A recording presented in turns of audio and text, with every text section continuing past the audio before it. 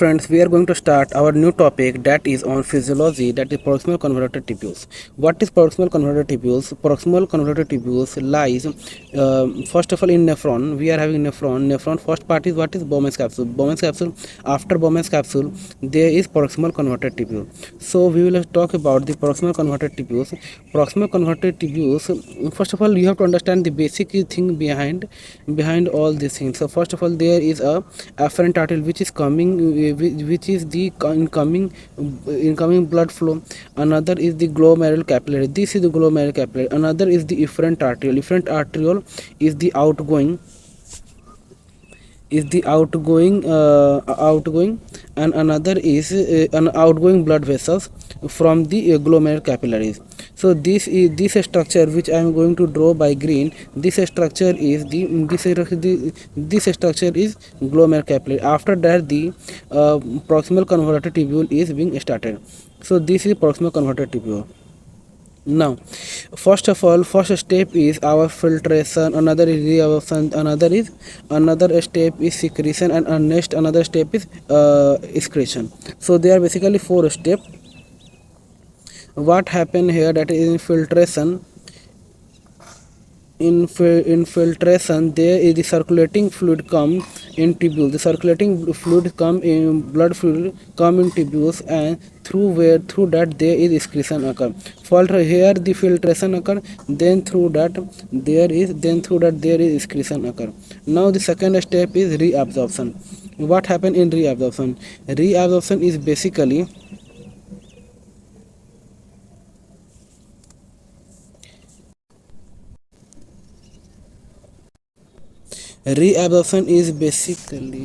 sorry.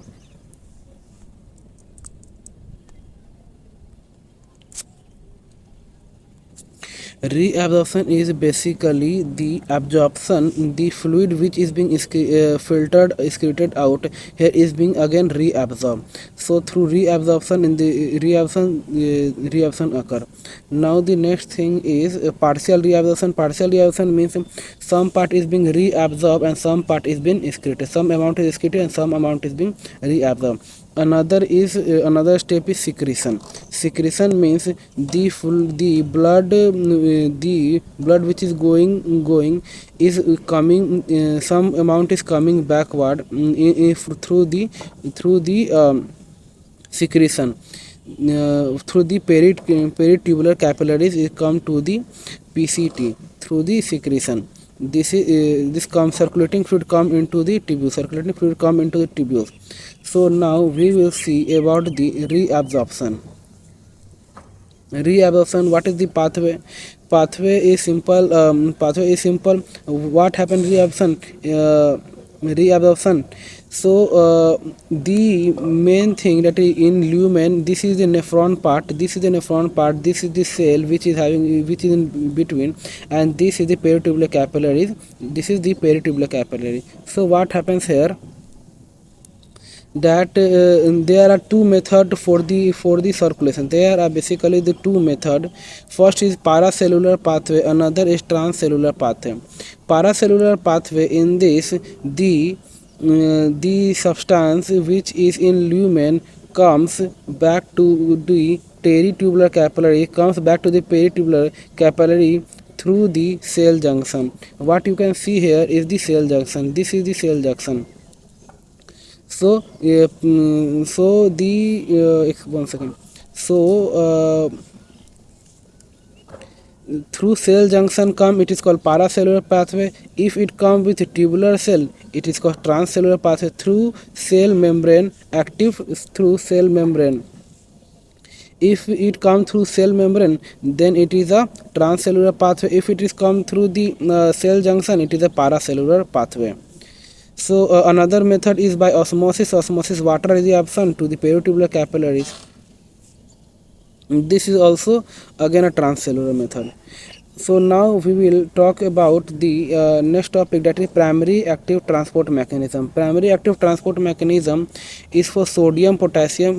Actually we know that in this is sodium potassium ATPase. This is the obviously a primary active transport, and not a primary active transport but but a facilitated in active transport. That is, here the sodium comes out and potassium goes inside. Sodium comes and potassium goes inside. So basically what happens in this,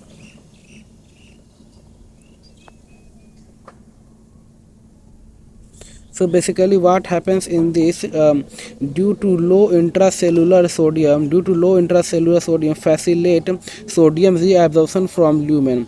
Actually what happened, there is as by primary active transport, sodium if in the lumen goes to the goes to the tubular cell. Sodium goes to the tubular cell, and you know that is water moves by the obviously by the osmosis.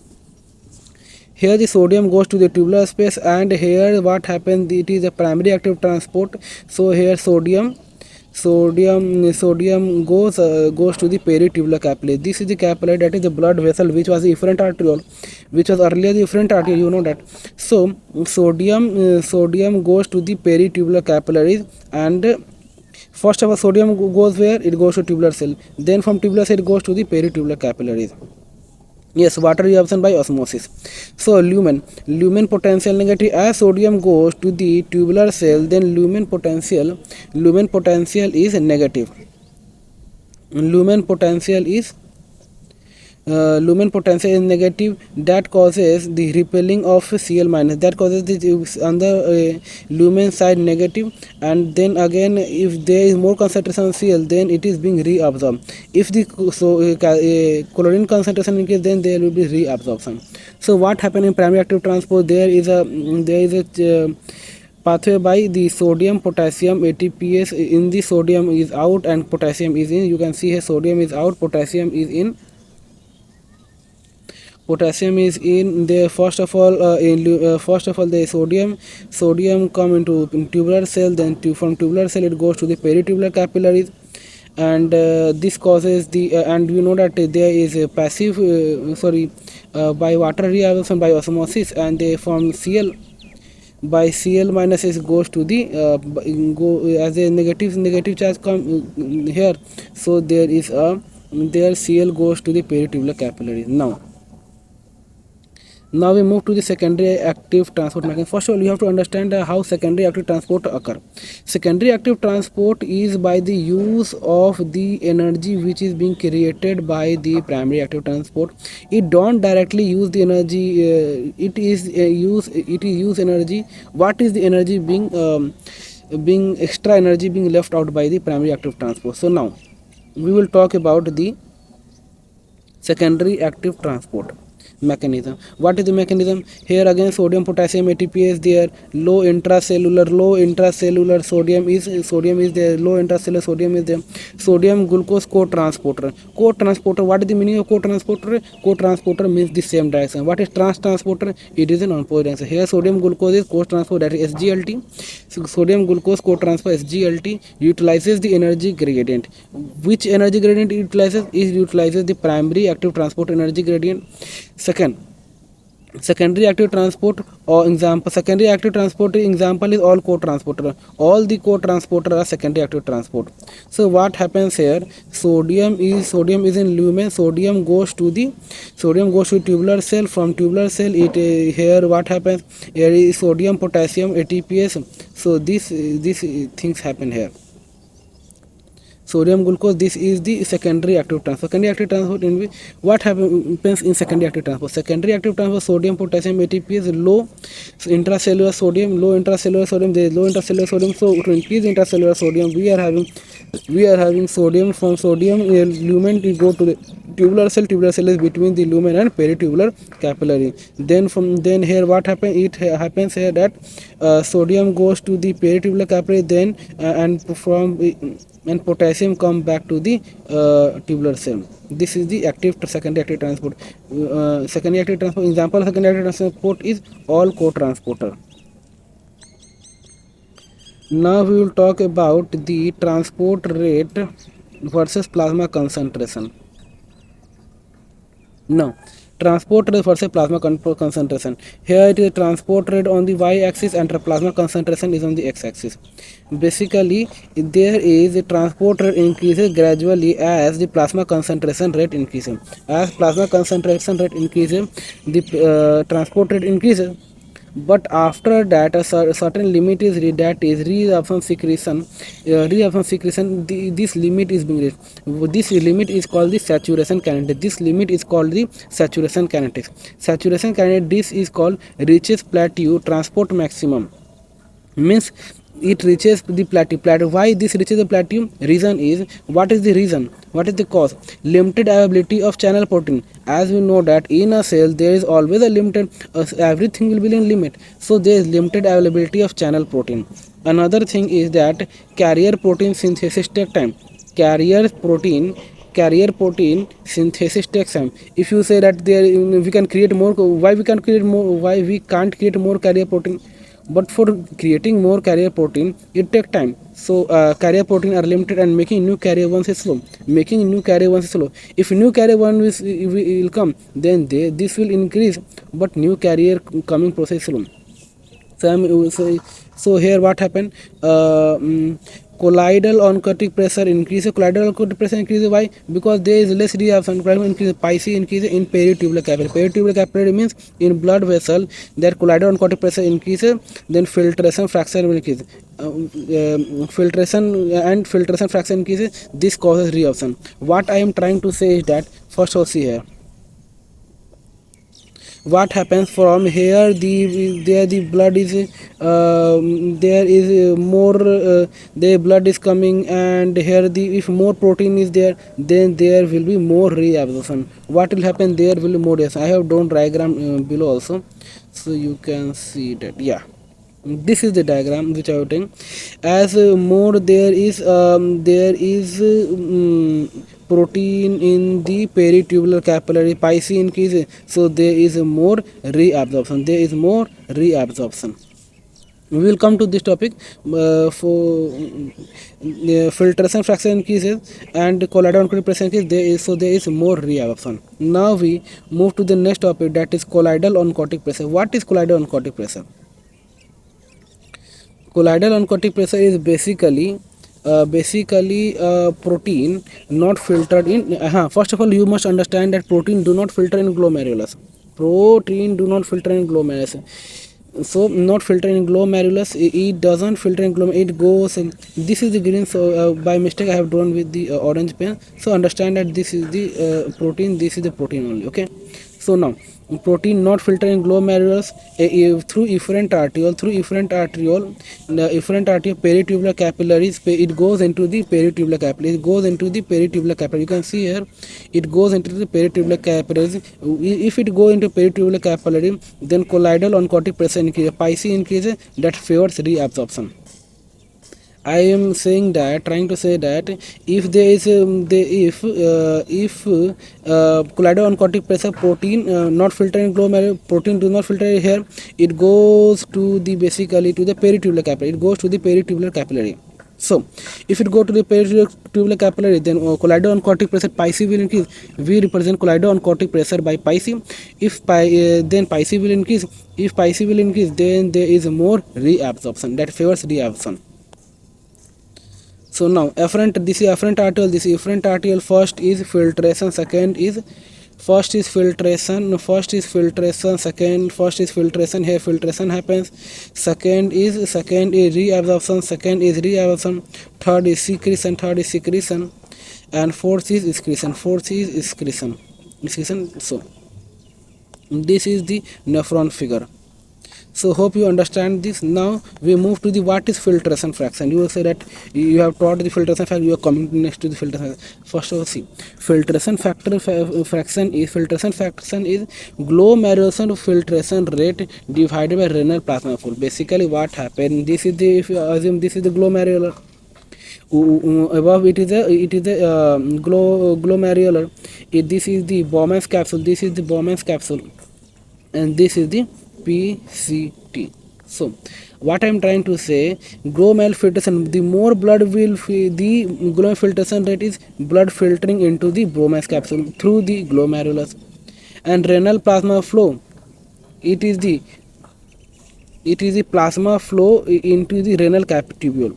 So if more glomerular filtration is there, more the filtration is there, then filtration factor will get. If more filtration is there, then more protein will go into the peritubular capillaries. More protein. I am linking with the last topic. That's why I have to.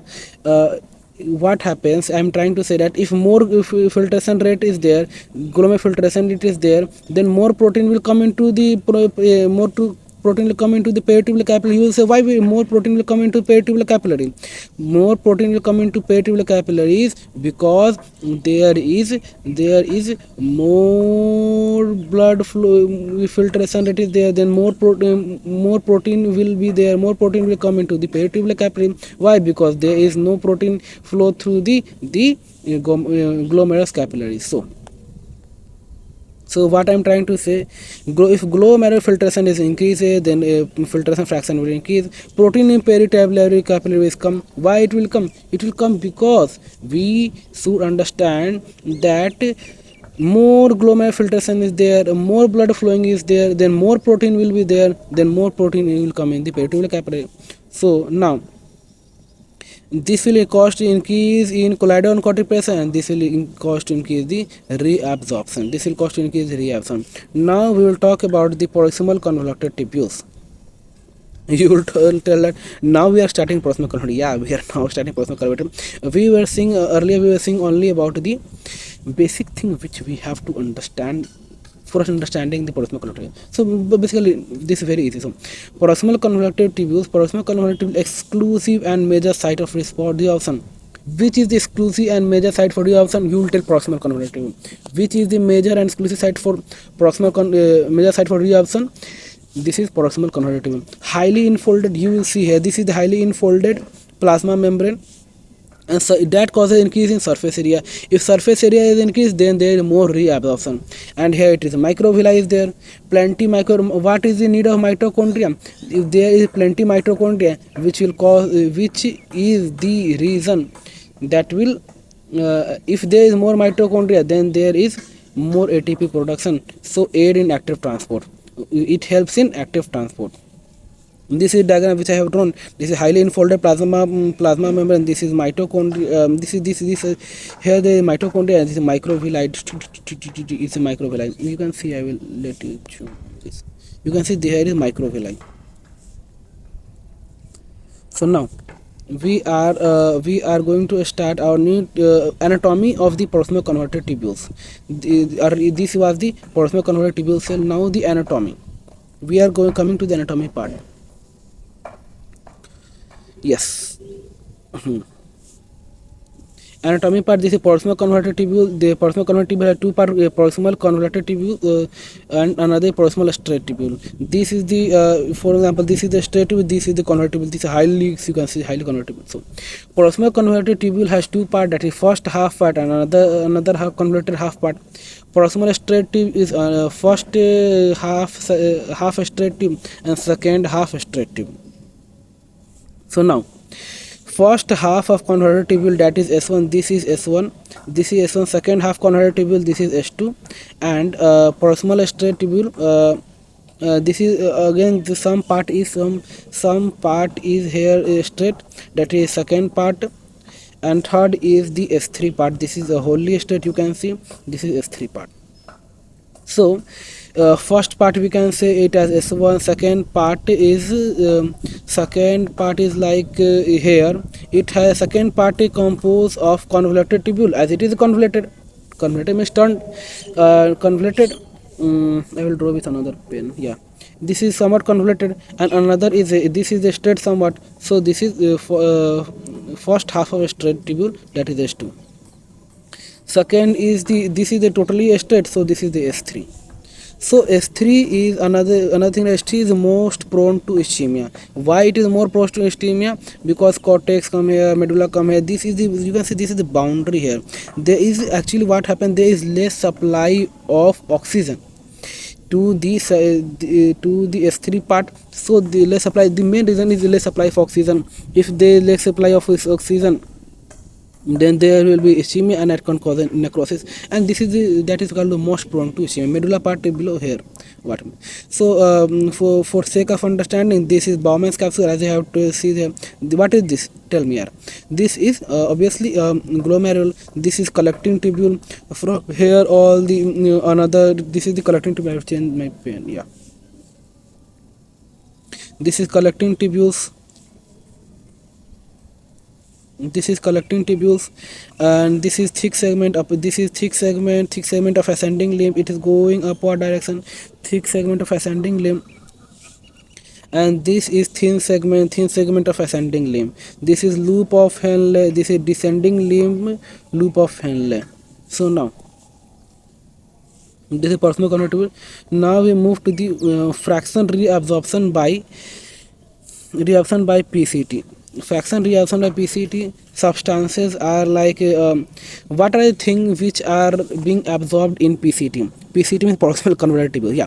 So in this we have to understand that how much there is reabsorption. For sake of understanding, first of all we will talk about NaCl, water and potassium. They 67% means 2/3 of whole the sodium chloride, water and potassium is being reabsorbed here. For example, for urea it is 50%, calcium it is 70%, phosphate bicarbonate, glucose ammonia, phosphate bicarbonate is absorbed 80%, phosphate bicarbonate absorbed 80%, and glucose and ammonia is being absorbed 100%. Totally glucose and ammonia is being reabsorbed. Glucose and ammonia is totally being reabsorbed. So this topic was basically understanding the how much substances is being absorbed. For example, I will tell one thing important, that glucose and glucose ammonia you must understand that they is 100%. This is very important. Glucose is you understand that glucose is everything. So glucose it is 100% complete reabsorption here. Where glucose reabsorption, complete reabsorption occur, you will say this is in PCT. Yeah. Now we will talk about the reabsorption and secretion in PCT. Yeah, this is important. Obviously, I'll make you this piece of cake for understanding. So first of all, as seen earlier, this is the peritubular capillary. This is PCT. This is lumen. This is luminal side. This is the capillary side. This is the luminous side. This is the capillary side. So first of all, for luminous side, you must see that this is sodium hydrogen exchanger. This is SGLT. Third is the ammonia, sodium ammonia co-transporter. Sodium co-transporter means in the same direction. Sodium phosphate co-transporter again in the same direction. In capillary tubule, this is obviously this is the in opposite direction, and this is sodium potassium. So in the luminal side, sodium and hydrogen exchanger is there. Basically what happens there is from lumen side we are transferring the thing to the PCT and something to the luminal side. There is sodium hydrogen exchanger, another is SGLT. Another SGLT, sodium glucose transporter. Another is sodium ammonia transporter. Sodium is going to the PCT and ammonia is also going to the PCT. It is a co-transporter. Sodium phosphate, so both are going to the co-transporter is there. Capillary side, sodium is going to the peritubular capillaries and potassium is coming. This was the reabsorption of sodium. How from the luminal side to the peritubular capillaries. Actually you say that sodium is coming here, sodium is here, sodium is here, sodium is here. It is going to the peritubular capillary. So how you say how the sodium is being reabsorbed? This is the thing where you say that here, see here, this is being reabsorbed. Now we'll talk next about the water reabsorption. Actually again this is the peritubular capillary, this is the PCT, this is the lumen. So sodium, there is sodium, so read here first. Equal amount of sodium and water is being reabsorbed. This is saying that equal amount of water and sodium is being reabsorbed if and that causes the isotonic fluid. Isotonic means equal concentration will be there through aquaporins aquaporins eye. Oh, this is the aquaporins. So water moves through the aquaporins eye. Obligatory water reabsorption hormone independent. This reabsorption is hormone independent. So first of all, see that H plus is being removed and sodium is being added, and you know that water follows where sodium goes. You know that I have not told you, but you understand that where there is a sodium goes back. Water is the hutch dog of sodium. Water is the hutch dog of sodium. So sodium flows to from lumen to PCT, then water also come, and that is in the equal amount. That causes the isotonic fluid. That causes the isotonic fluid. That causes isotonic fluid. Now we will see about the facultative water reabsorption vasopressin dependent in collecting tubule. Facultative water reabsorption vasopressin dependent. Water reabsorption is facultative because sodium is not there, then how water will reabsorb? So water reabsorption is facultative, vasopressin dependent in collecting tubules. Vasopressin dependent it is. Now we will talk about the chloride reabsorption. We have talked about the sodium reabsorption, we have talked about the water reabsorption. Now we will talk about the chloride reabsorption. In early part of PCT, there is reabsorption of in early part of PCT. There is early part means if we will talk about the S1, S2, S3. So in early part of PCT, sodium, glucose, ammonia acid and phosphate is reabsorbed, and in later part of PCT, Cl is being reabsorbed. Why you will say that why is the chloride is being neglected in the earlier part? Actually what happened, it is not being neglected in the earlier part, it is being reabsorbed in late part. Reason is that all the positive charge goes, all the things are goes there in the in the peritubular capillary. Only chloride is left. If chloride concentration rises in late PCT, because it is left behind, it is being left behind after peripheral reabsorption of sodium and water in early PCT. If then the concentration of Cl increases here, then it goes to the peritubular capillary. So it may go by the two methods earlier discussed, that is paracellular pathway, another is transcellular pathway. Paracellular pathway is by cell junction and transcellular pathway is by the cell membrane, and this is the ion exchanger. Now another note is coming to you, you understand bro, that is actually what happens if there is increase in the sodium or anything. If there is if there is increase in anything, so for sake of understanding, balance between filtration and reabsorption is there, always there. Actually proportion of absorption remain constant. For example, if you are having we know that normal glomerular filtration rate is 125 ml, normal glomerular filtration 125 ml, and only 70% is being reabsorbed. If 70% is being reabsorbed, and if now the normal for example, if we have 180 ml, 180 or say 150,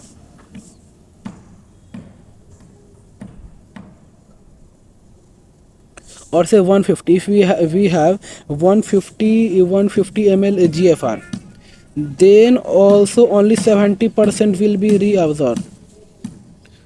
Actually what happens, this help in the equal not increasing the pressure of PCT. There occur the work of percentage, understand? So it is written glomerular balance between the filtration and reabsorption, proportion of absorption remain constant, prevent overloading of distal segment. If after PCT what will come, distal segment, another part will come, and that prevent overloading of distal segment. Actually here works the percentage. Example, PCT about 70% of filtered sodium and H2O, we will talk about 67%, assume it at 70%. So PCT about 70% filtered sodium and water, normal glomerular filtration is 125 ml per minute. PCT above 70%, that is 88 ml. You will calculate if the 88, it comes around 88, An increase in GFR to 150 ml, PCT demand absorption 105 ml. You will say that if assume percentage system doesn't work, then you say I will absorb only 88 ml of per minute, and that can cause the increase in the workload of another distal part of the segment. So understand, if you understand the note like this. So now we come about next part, that is glucose reabsorption.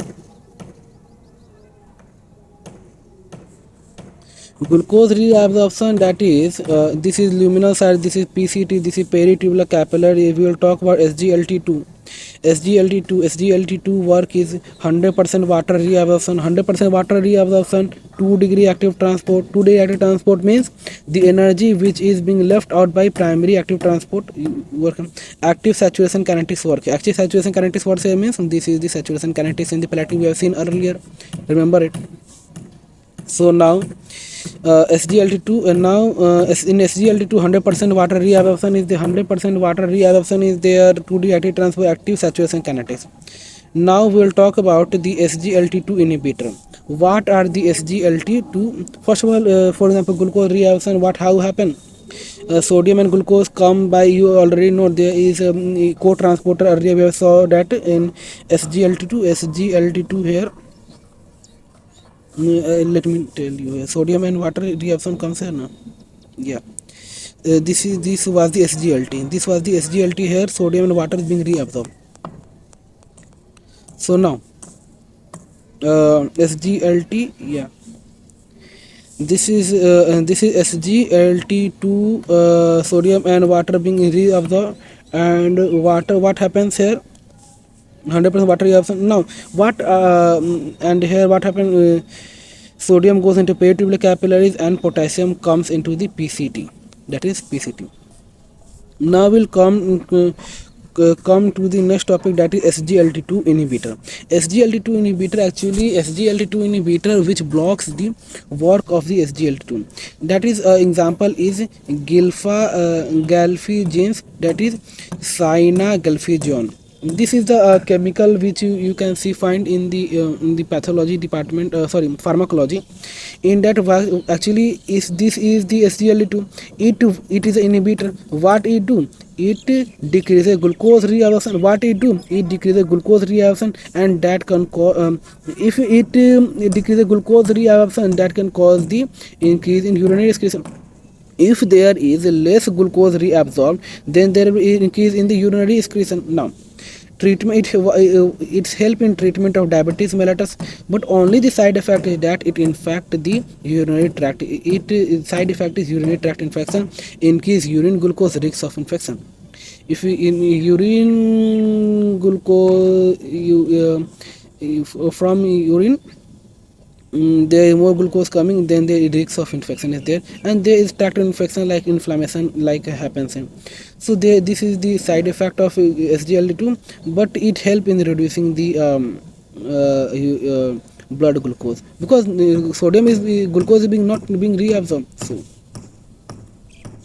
now the what we will talk about the glucose reabsorption by SGLT2 graph. This is transported again. This is plasma glucose concentration. This is filter load. First is filter load, which is being filtered by the PCT, Another is 3 is reabsorption. You know that after a certain limit carrier protein diminishes, then is reabsorption. Another is this is excretion. If there is if reabsorption doesn't occur, then what will happen? Then there will obviously be excretion. This line is equal. If this reaches there, then obviously reaction start after threshold. Threshold is if this is being reached, then excretion is there. Filter amount of substance filtered from blood into the kidney tubule per minute. Filtered, I have already said that this is the filtered from the PCT. Now we will see one by one what is transport maximum. Transport maximum for glucose is 375 milligram per minute. It is being shown here. More than 375, it is saturation. Another is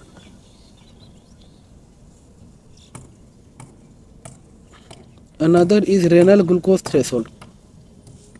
Renal glucose threshold is 200 ml. 200 ml, we have shown 200 ml per deciliter. More than 200 ml glucose is excreted through urine. Another is splay. Splay is basically a deviation of reabsorption curve from filter load. Here it is splay. This is the splay. Splay is a deviation. Normal, if you see here, this is a straight line. This is a straight line. You can see filter load in the hair display, but here what happens, there is the deviation of reabsorption curve from the sorry reabsorption curve. So this is display. This is, sorry for that. Display is deviation of reabsorption curve from the filter load. Different TM heterogeneous nephron diverse in function. Wait. Splay is deviation of reabsorption curve from the filter load. It is being deviated going along with the filtration load, and the filtration load, and this is being equally, but it is being deviated here. So this is the splay. Heterogeneous different TM, the different TM can have, we have heterogeneous nephron diverse in function. Heterogeneous nephron diverse in function, this can lead to heterogeneous nephron, and that can lead to diverse in function. Other will have another function. Other nephron, different value of, if it is not having, tell me, if it not having 375 value, then heterogeneous nephron will be there, and that can cause the diverse in nephron, function of nephron. Now we will move to the secretion of para-aminohippuric acid. Para-aminohippuric acid, this is transported again, and this is the excretion, this is the filtered load.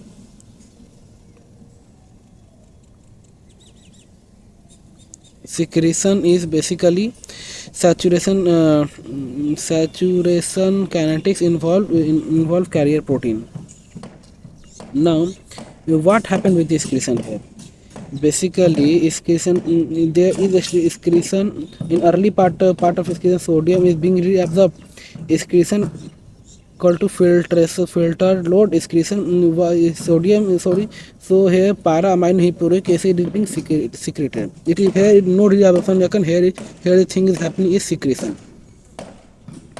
So here what happened, that excretion, how we have to excrete the para-aminohippuric acid. So excretion is basically filter load plus secretion.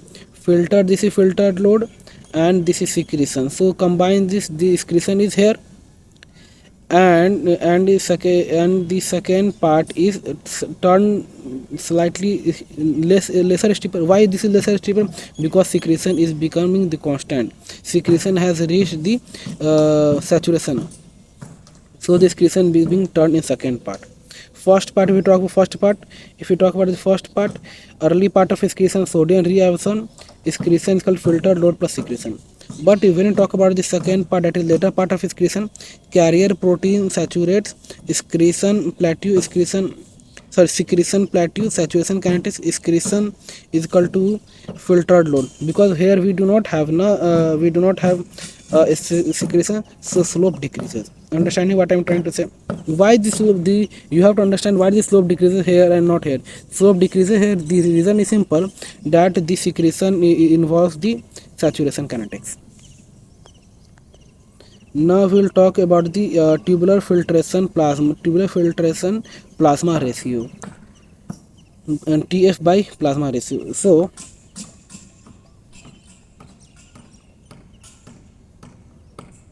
first of all, you have to understand what is, this is the in part. So this is so what happened here, plasma concentration, tubular concentration. You have to understand what is plasma concentration. Meaning, what is this meaning? Amount of substance present in blood. Amount of substance present in blood or plasma. Example, sodium level in blood is equal to plasma concentration of sodium. We have already saw. Simplest thing, this is in the blood. Another is tubular concentration, means it is in the PCT. Amount of substance present in tubular fluid. Here we are discussing about the PCT, so it is in the PCT. So now we are understanding here about the reabsorption we have talked about the plasma concentration, how reabsorption will increase.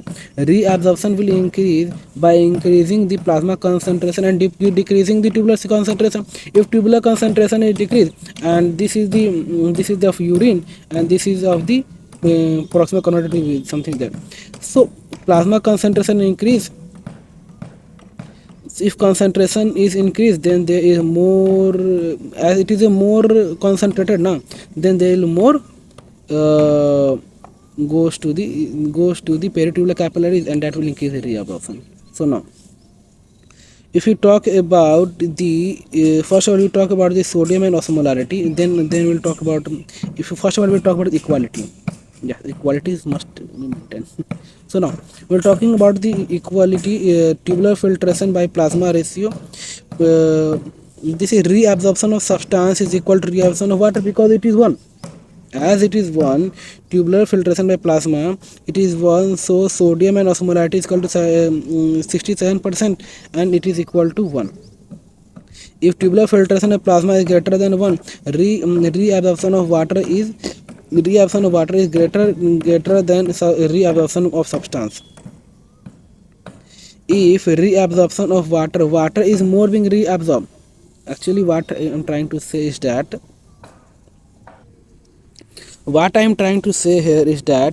tubular fluid by plasma ratio.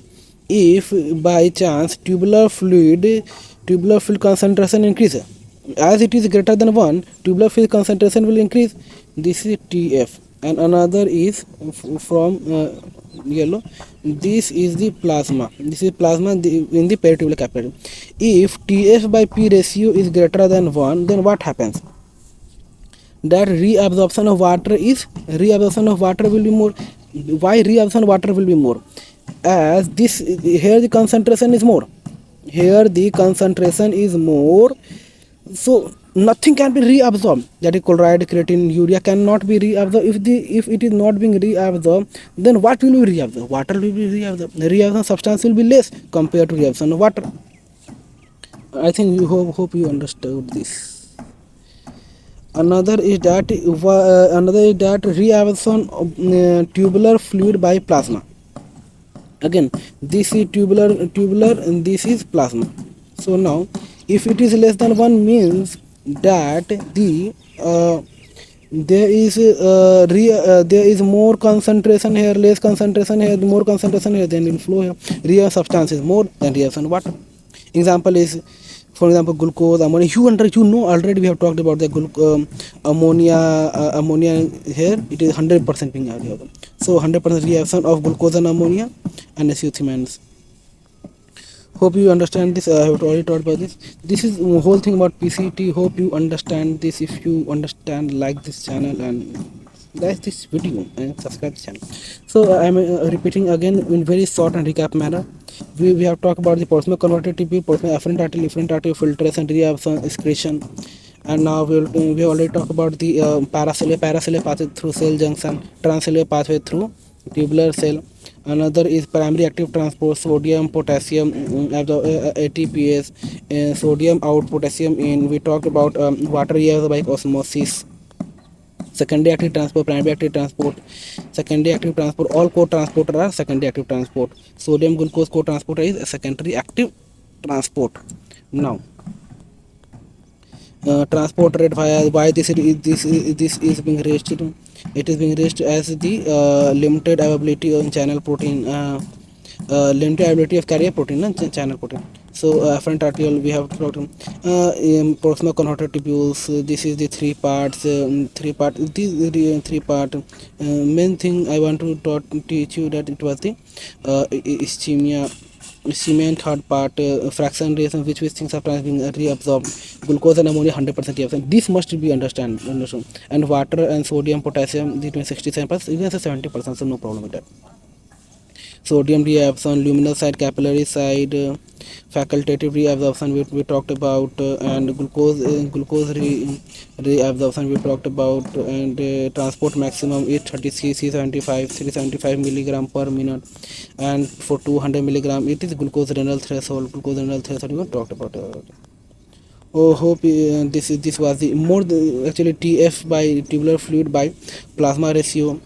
If tubular fluid it is more, if in tubular fluid there is more concentration and in plasma there is less concentration, then what happen? Water will be reabsorbed. Nothing can be reabsorbed. That if concentrated, so from concentrated substance you cannot take this thing because already it is concentrated. You have study about the hypertonic. This was plasma concentrated. So PDF available in my this PDF will be available in my uh, Telegram channel. Follow my Telegram channel to get the PDF. Hope you like this video. Enjoy and have a nice day.